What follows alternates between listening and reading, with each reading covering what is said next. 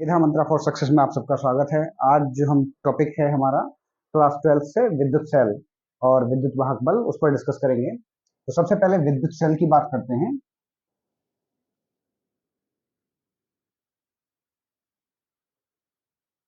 विद्युत सेल क्या होता है? विद्युत सेल एक ऐसी डिवाइस या एक ऐसी युक्ति है जो केमिकल एनर्जी यानी रासायनिक ऊर्जा को इलेक्ट्रिकल एनर्जी में यानी विद्युत ऊर्जा में परिवर्तित करती है, और लगातार अगर किसी परिपथ में अगर उसको हम जोड़ देते हैं किसी सर्किट में, किसी परिपथ में, तो उसमें करंट फ्लो यानी इलेक्ट्रिक करंट जो है, विद्युत धारा जो है, उसको लगातार उसका प्रवाह बनाए रखती है।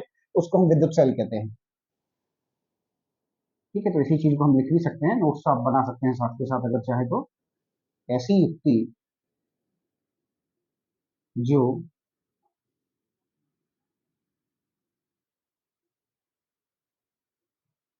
रासायनिक ऊर्जा को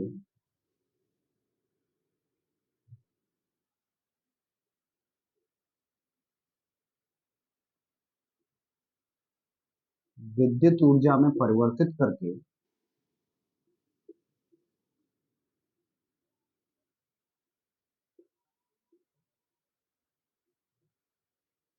विद्युत ऊर्जा में परिवर्तित करके इसी परिपथ में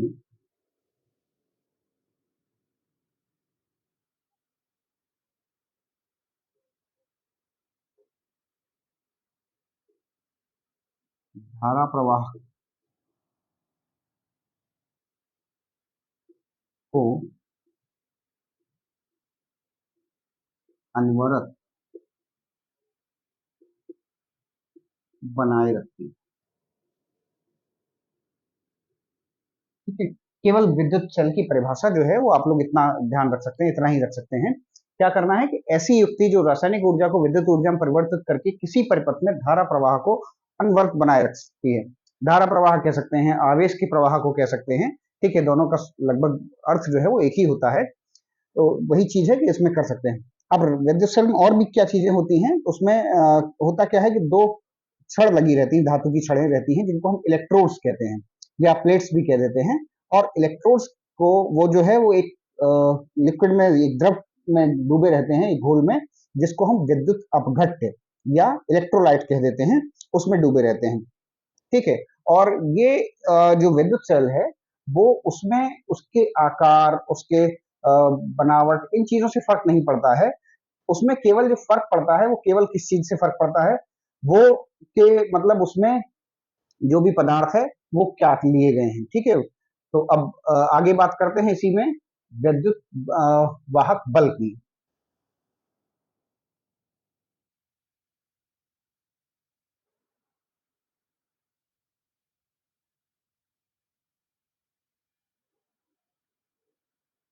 विद्युत वाहक बल क्या होता है कि किसी एकांक आवेश को आपको प्रवाहित करने के लिए जितना कार्य करना पड़ता है, या ये दूसरे शब्दों में कार्य और ऊर्जा क्योंकि लगभग एक दूसरे से को रिलेटेड रहते हैं, एक ही टर्म जैसे होते हैं, कि किसी कार्य को करने के लिए जितनी ऊर्जा चाहिए होती है वो माप और उस कार्य की माप एक ही होती है। तो उसी तरीके से कह सकते हैं कि किसी एकांक आवेश को इसी परिपथ में, पूरे परिपथ में प्रवाहित करने के लिए जितने ना कार्य हमें करना पड़ता है, या फिर ये कहिए कि जितनी ऊर्जा व्यय होती है, उसको उस जो सेल हमने लगाया हुआ है वो ये कार्य करता है, उस सेल का विद्युत वाहक बल कह देते हैं।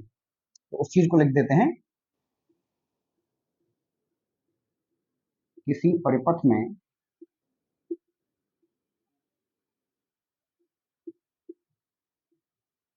सेल द्वारा, या विद्युत सेल भी कह सकते हैं, सेल द्वारा अ, आवेश प्रवाह के लिए, या एकांक आवेश लिख लेना चाहिए,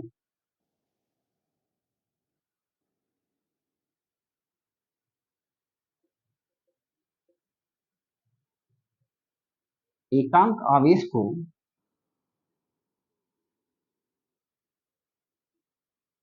प्रवाहित करने के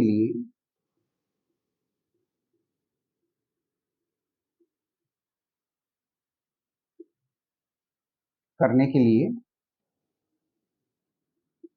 ठीक है, एकांक आवेश को प्रवाहित करने के लिए दी गई ऊर्जा कह सकते हैं, या किया गया कार्य, दोनों में से जो भी आप ठीक समझे लिख सकते हैं। प्रवाहित करने के लिए दी गई ऊर्जा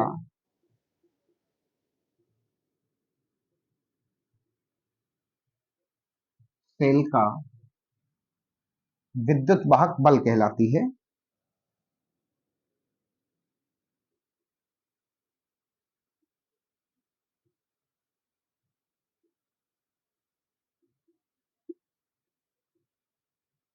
ठीक है, वही ऊर्जा जो एकांक आवेश है, और एकांक आवेश का मतलब सीधी बात, जहां देखिए जहां दर की बात आती है कि जैसे वेग परिवर्तन की दर को हम त्वरण कहते हैं, तो त्वरण जो रहता है, त्वरण में क्या होता है कि वेग परिवर्तन का मतलब जो प्रारंभिक और जो अंतिम वेलोसिटी होती थी, वेग होता था, उन दोनों का अंतर, और हम भाग करते थे किससे, समय से। ठीक है, तो जो समय का भाग देते हैं तो वहां शब्द दर इस्तेमाल होता है, और जहां भी एकांक शब्द इस्तेमाल जिस चीज के लिए हो जाए, तो ऐसे भी आप याद रख सकते हैं कि उसी राशि से हमें भाग दे देना है, इसको दी गई ऊर्जा को।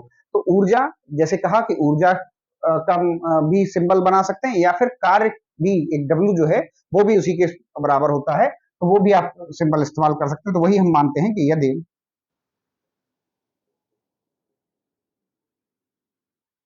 किसी सेल का विद्युत वाहक बल ई है, तथा उस परिपथ में, तथा इसे परिपथ में क्यू आवेश प्रवाहित करने के लिए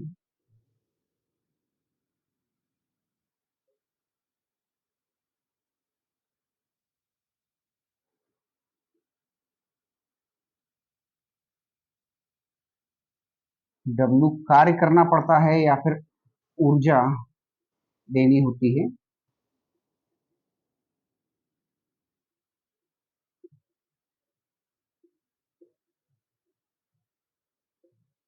तब।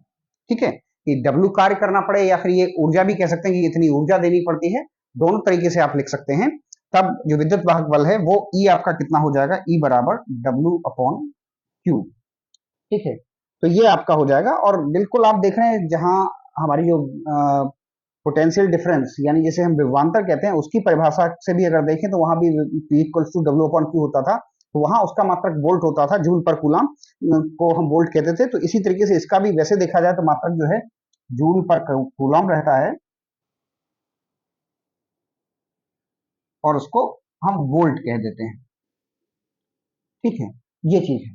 अब एक चीज और इसके बारे में बता दें, कि ये जो है वो लाक्षणिक गुण है। लाक्षणिक गुण का मतलब कि उनके जो पदार्थ जो इस्तेमाल हो रहे हैं सेल में, जो इलेक्ट्रोड्स हैं, जो विद्युत अपघट्य हम द्रव जो इस्तेमाल कर रहे हैं, उस पर डिपेंड करता है इसका जो मान है वो, उसके आकार और मोटाई वगैरह इन चीजों पर निर्भर नहीं करता है। जैसे अगर थोड़ी देर के लिए हम मानकर चलें कि कोई सेल है, अगर हम उसको बीच से काट देते हैं, ठीक है, तो उसके काट कर जितने भी हिस्से कर लें चाहे, तब भी हर एक हिस्से का जो विद्युत वाहक बल है वो समान ही रहेगा। ठीक है, क्यों? क्योंकि उसमें इस्तेमाल होने वाले पदार्थ हम नहीं अगर बदल रहे हैं, उनके जो इलेक्ट्रोड्स के पदार्थ नहीं बदले हुए हैं, हमने द्रव जो भर रहा हुआ है वो नहीं बदला है, विद्युत अपघट्य जिसे हम कह रहे हैं बार बार, तो वो अगर हमने नहीं बदला है, तो निश्चित रूप से आप मानकर चलिए कि उसके विद्युत वाहक बल पर कोई प्रभाव नहीं पड़ेगा।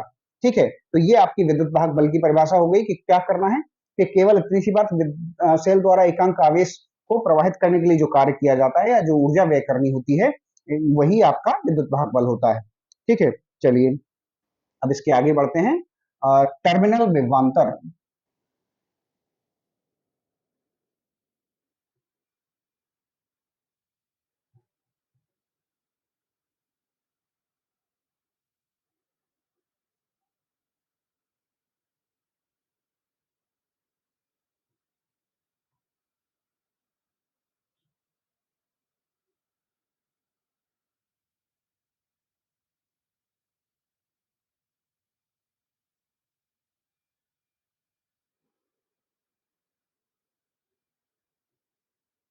टर्मिनल विभवांतर की बात कर लेते हैं। देखिए, अगर बात वही कि अगर विद्युत वाहक बल की परिभाषा से देखें, तो वो हम जानते थे कि ई बराबर क्या निकल कर आया था हमारा, ई बराबर डब्ल्यू बटा क्यू। ठीक है, लेकिन ये पूरे परिपथ के लिए है कि विद्युत वाहक बल जो है वो कार्य होता है क्यू आवेश प्रवाहित करने के लिए। अगर हम परिपथ को थोड़ी देर के लिए छोटे छोटे भागों में विभक्त कर लें, अगर हम ये मानकर चलें कि उसके छोटे छोटे कुछ हिस्से हुए हैं, तो उन हिस्सों की अगर बात करें, तो यदि प्रत्येक भाग परिपथ को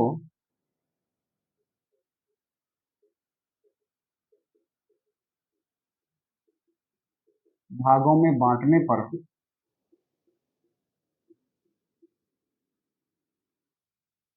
प्रत्येक भाग में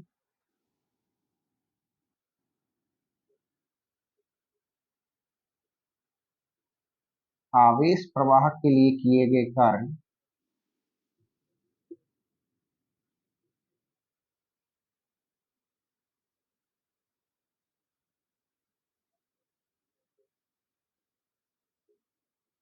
ये कार्य क्रमशः W1, W2, W3 या जितने भी भाग आपने किए हुए हैं वो हम इस तरीके से करके दिखाते हैं एंड सो ऑन करके। ठीक है, तो ये तरीका रहता है कि W1, W2, W3 तब क्या होगा कि जो आपका E है ओवरऑल विद्युत वाहक बल वो कितना हो जाएगा W1 बटा Q प्लस W2 बटा Q W3 अपॉन Q।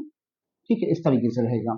तो ये विद्युत वाहक बल हो गया। अब फिर वही बात आती है कि ये जो चीज हम कैलकुलेट कर रहे हैं कि ये W1 अपॉन Q, अगर इसको, क्योंकि जैसे बताया कि विद्युत विभवांतर की भी परिभाषा से होता था कि W अपॉन Q, तो अगर हम इसको थोड़ी देर के लिए V1 कह दें तो V1 धन V2 धन V3।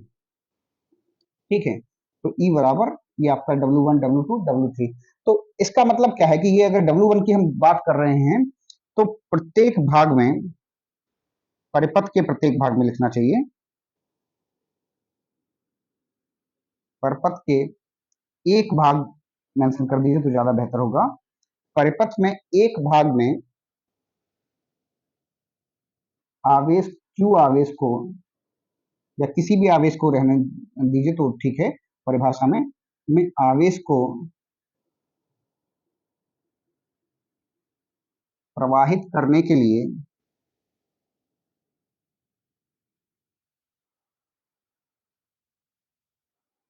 एकांक आवेश कर लीजिए, क्योंकि जब वही बात जहां हम भाग देते हैं किसी चीज से किसी राशि से तो वहां एकांक शब्द इस्तेमाल कर लीजिए तो ज्यादा। और परिपथ में एक भाग में एकांक आवेश को प्रवाहित करने के लिए किए गया कार्य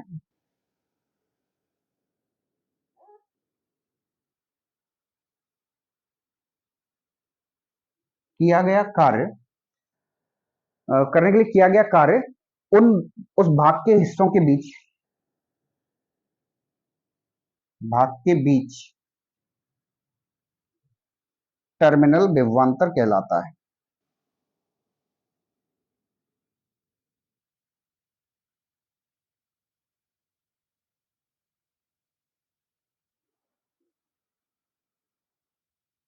ठीक है, जैसे अगर कोई मान लें कि हम यहाँ कोई सेल हमने जोड़ा हुआ है और फिर इस तरीके से वहां एक भाग यहाँ से जिसमें हमें काम करना पड़ रहा है W1, अगले में W2 और नेक्स्ट W3। ठीक है, ये हमने बनाए हुए हैं, कुछ भाग हमने दिखा दिए हैं। तो W1 और इसमें Q आवेश हो रहा था तो W1 बटा Q कह लीजिए, W2 बटा Q, W3 बटा Q, यानी एक तरीके से V1, V2, V3 भी कह सकते हैं, V3। ठीक है, ये विभवांतर इनके बीच में है। तो ये जो विभवांतर है यहाँ से अगर इनको हम थोड़ी देर के लिए इस तरीके से मेंशन कर दें, ए बी के बीच जो विभवांतर है हमारा V1, BC के बीच V2 और CD के बीच में V3। तो ये जो पर्टिकुलर पार्ट में किसी विशेष भाग की बात जहां कर रहे हैं तो जो कार्य किया जा रहा है V1 आपका, वो उस दो सिरों के बीच यानी A और B के बीच का टर्मिनल विभवांतर कहलाता है। ठीक है, तो ये चीज आपकी टर्मिनल विभवांतर हो जाती है। अब इसके आगे चलते हैं, एक चीज आती है आंतरिक प्रतिरोध।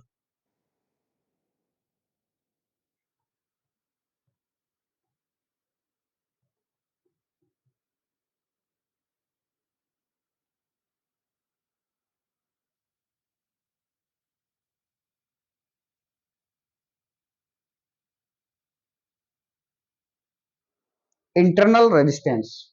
ठीक है, ये क्या होता है कि जैसे किसी परिपथ में हम विद्युत धारा प्रवाहित करते थे, उसमें कोई तार या कोई बल्ब, इलेक्ट्रिक बल्ब या कोई और भी चीज इस तरीके की लगाते थे, तो हर एक का अपना एक प्रतिरोध होता है, वो धारा प्रवाह को रोकता है।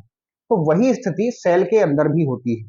सेल के अंदर क्या होता है कि उसमें भी दोनों इलेक्ट्रोड्स के बीच में जो इलेक्ट्रोलाइट होता है जिसे हम विद्युत अपघट्य कहते हैं, वो भी धारा के प्रवाह को रोकता है, और वो जो धारा प्रवाह रोकता है वही आपका आंतरिक प्रतिरोध कहलाता है। तो इसकी आंतरिक प्रतिरोध की परिभाषा में यही सेल के भीतर इलेक्ट्रोड्स के बीच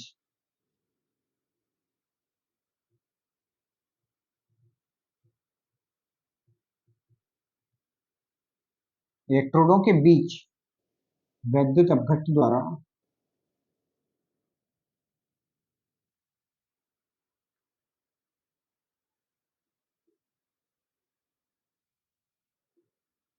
वैद्युत अपघट्ट के घोल द्वारा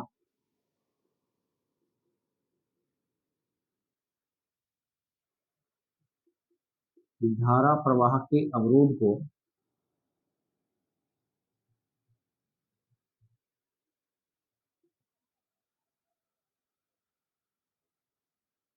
सेल का आंतरिक प्रतिरोध कहते हैं।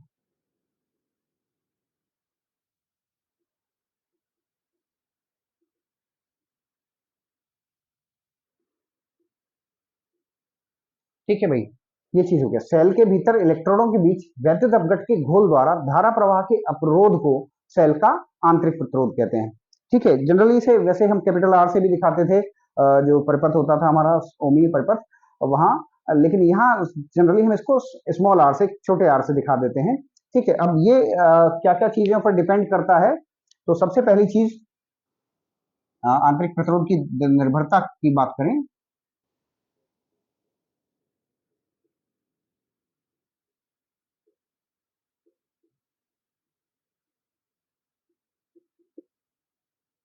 आंतरिक प्रतिरोध की निर्भरता, यह दोनों इलेक्ट्रोडों की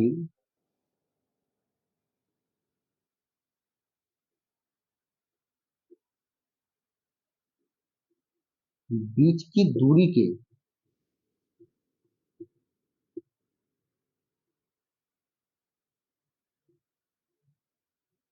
अनुक्रमानुपाती होता है। ठीक है, इलेक्ट्रोडों के बीच की जो दूरी होती है उनके बीच की दूरी के अनुक्रमानुपाती होता है। दूसरा बिंदु, यह विद्युत अपघट्ट में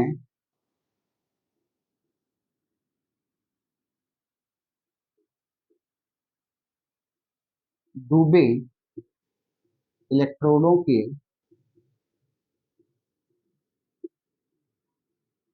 क्षेत्रफल के व्युत्क्रमानुपाती होता है।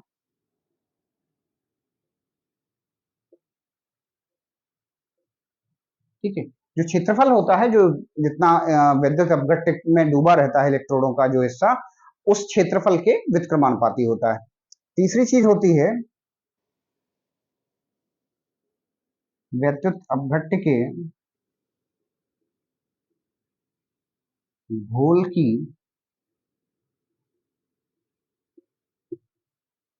सांद्रता बढ़ने पर बढ़ता है।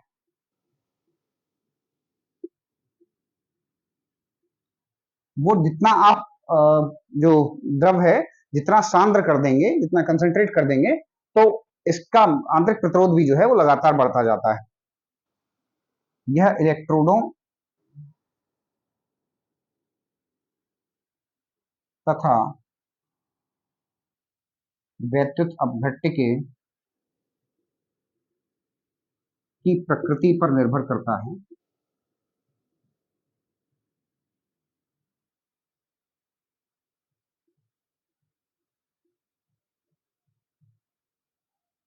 ठीक है, इलेक्ट्रोडों तथा वैद्युत अपघट्ट की प्रकृति पर निर्भर करता है।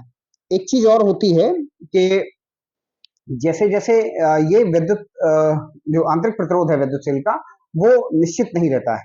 ठीक है, निश्चित क्यों नहीं रहता है कि जैसे जैसे वो उससे हम धारा लेते रहते हैं, तो एक स्थिति ये आती है कि जब जैसे वो एक तरीके से कहना चाहिए वो निरावेशित होता जाता है। निरावेशित होने का कारण ही वही है कि वो धारा फिर कम देना शुरू कर देता है। धारा कम देना शुरू कर देता है, इसका मतलब क्या है कि वो आंतरिक प्रतिरोध उसका लगातार बढ़ता जाता है। ठीक है, लगातार धारा लेते रहने से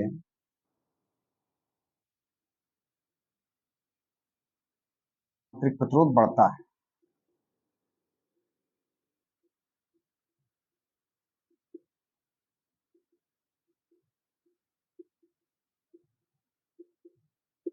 ठीक है, इसको इस तरीके से भी समझ सकते हैं कि जैसे जैसे हम ज्यादा इस्तेमाल करते रहते हैं तो एक स्थिति ऐसी आती चली जाती है कि उसका जो विद्युत धारा का प्रवाह है वो उतना नहीं रहता है, लगातार उसकी मात्रा कम होती चली जाती है। और वही बात है कि वो कम होती जा रही, तो कहीं ना कहीं उसमें जो फैक्टर है वो आपका आंतरिक प्रतिरोध है। आंतरिक प्रतिरोध की वजह से ऐसा होता रहता है कि वो लगातार कम होता चला जाता है। ठीक है, तो ये आंतरिक प्रतिरोध और उसकी विशेषताएं हो गई। अब हम अगले टॉपिक पर आते हैं।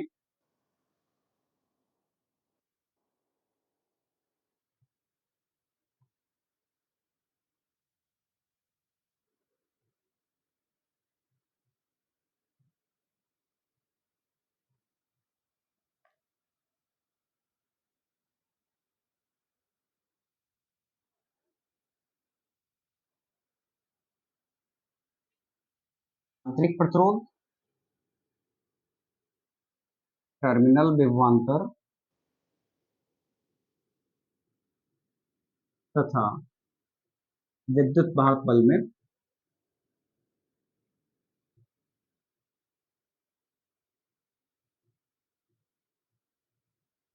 संबंध।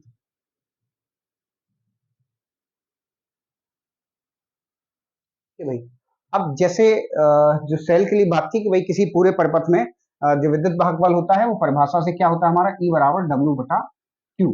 तो अगर दूसरे शब्दों में अगर इस तरीके से कहें कि यहाँ से अगर हम वो मान निकालना है उस ऊर्जा का या उस कार्य का जो हमने इस्तेमाल किया है, जितनी ऊर्जा हमने इस्तेमाल की, तो डब्ल्यू बराबर हो जाएगा ई क्यू। ठीक है, अब क्यू जो है, अगर यदि परिपथ में धारा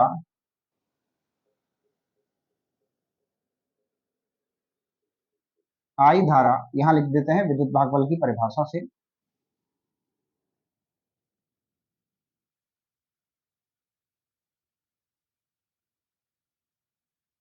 बल की परिभाषा से ई बराबर डब्ल्यू बटा क्यू था। तो वहां से डब्ल्यू का मान निकाला, यानी उस कार्य का या ऊर्जा का कह लीजिए, तो ई क्यू हो गया। यदि परिपथ में आई धारा टी समय के लिए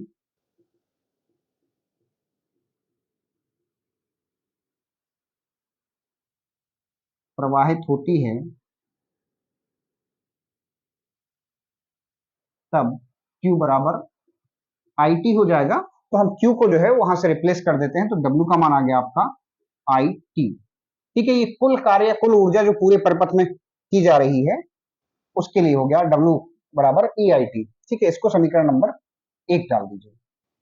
अब एक चीज क्या होती है कि जो हमारा आंतरिक प्रतिरोध वाला जो फैक्टर है वो केवल और केवल सेल के अंदर कार्य करता है। सेल के बाहर जो है हमारी वो जो टर्मिनल विभवांतर है वो काम करता है। तो बाह्य, अगर हम बाह्य परिपथ की बात करें, सेल को छोड़कर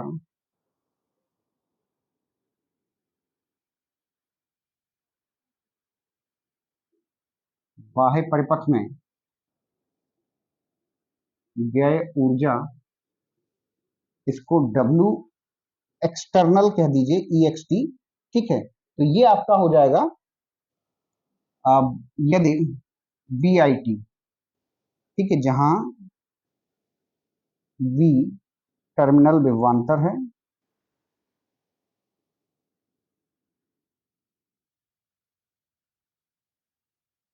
ये हो गया। इसको समीकरण नंबर दो डाल दीजिए। अब तीसरी बात कर लेते हैं। ये तो बाहर की बात होगी, अब अंदर का फैक्टर और रह गया है कि अंदर क्या होता है। अंदर सेल के भीतर यदि विभव पतन, ठीक है, विभव पतन इसलिए इस्तेमाल कर रहे हैं क्योंकि जो ईएमएफ, जो इलेक्ट्रोमोटिव फोर्स है, वो वहां कुछ ना कुछ कम होता है प्रतिरोध की वजह से, इसलिए वहां विभव का पतन होता है। इसलिए उसके लिए शब्द हम विभव पतन इस्तेमाल कर रहे हैं। यदि विभव पतन वी डैश है तथा आंतरिक प्रतिरोध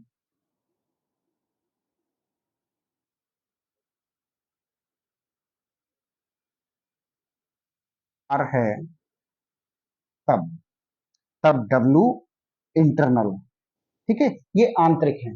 आंतरिक को हमने I N T, W I N T का मतलब इंटरनल से वहां दिखा रहे हैं, तो यहाँ वी डैश आई टी। अब यहाँ जो वी डैश है इसको हम रिप्लेस कर देते हैं, वी इक्वल्स टू होता है आई आर।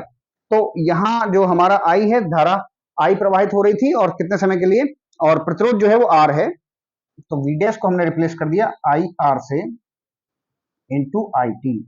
तो ये आपका हो जाएगा I square R T W internal. तो डब्ल्यू एक्सटर्नल और डब्ल्यू इंटरनल इन दोनों का योग जो है वो हमारे कुल डब्ल्यू जो है इक्वेशन फर्स्ट से जो आ रहा है, समीकरण 1 से जो आ रहा है, उसके बराबर होना चाहिए। तब डब्ल्यू बराबर W external plus W internal.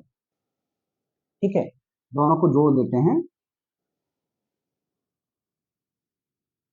क्या हो जाएगा, डब्ल्यू बराबर, यहां डब्ल्यू का मान रखेंगे, चलो पहले उस बाकी दोनों मान रख देते हैं। एक हमारे पास था वी आई टी,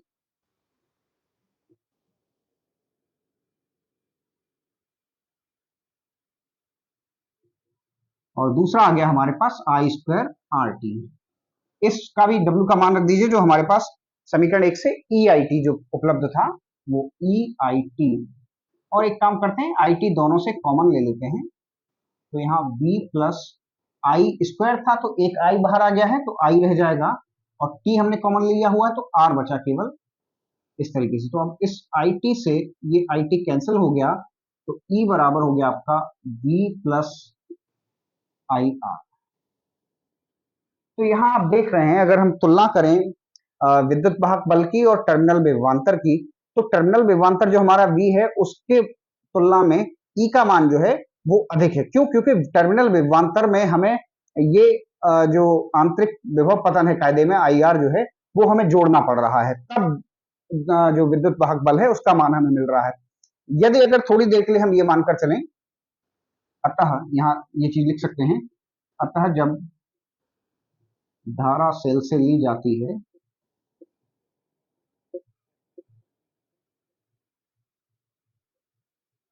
तब E is greater than V। ठीक है, जब सेल से ली जाती है, यदि धारा न ली जाए या न ली जा रही हो तब I बराबर जीरो। अगर I बराबर जीरो यानी I हम ले ही नहीं रहे, धारा हम ले ही नहीं रहे, तब क्या कंडीशन हो जाएगी तब हमारा ये हो जाएगा कि I का मान अगर हम जीरो यहां रखते हैं तो V बराबर E बराबर V धन जीरो, तो इसका मतलब E बराबर V हो जाएगा सीधा सीधा। तो इस स्थिति में आप देख रहे हैं कि हमारा जो निकल कर आया E बराबर V हो जाएगा।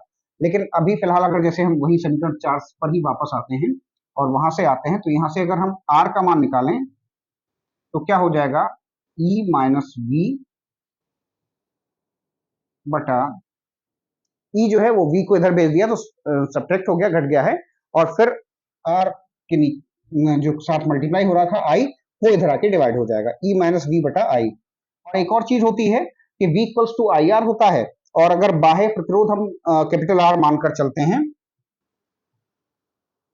तब उस स्थिति में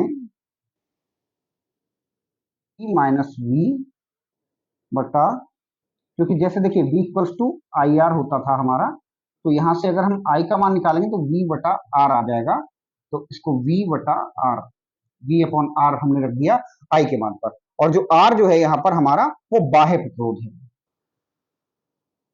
यहाँ R हमारा बाह्य प्रतिरोध,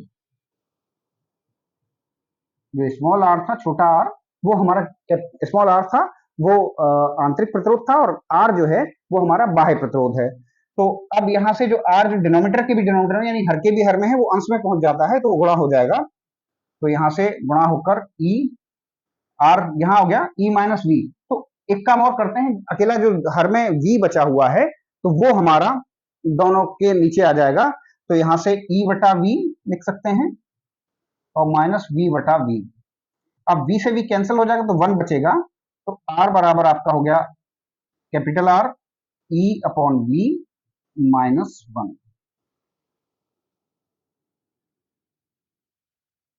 ये आंतरिक प्रतिरोध का मान बाह्य प्रतिरोध और इलेक्ट्रोमोटिव फोर्स यानी विद्युत वाहक बल और टर्मिनल विभवांतर के पदों में है, और ये जो संबंध दोनों दे रखे हैं, ये दोनों ही एक तरीके से हमारे आंतरिक प्रतिरोध, टर्मिनल विभवांतर और विद्युत वाहक बल में संबंध है, ठीक है।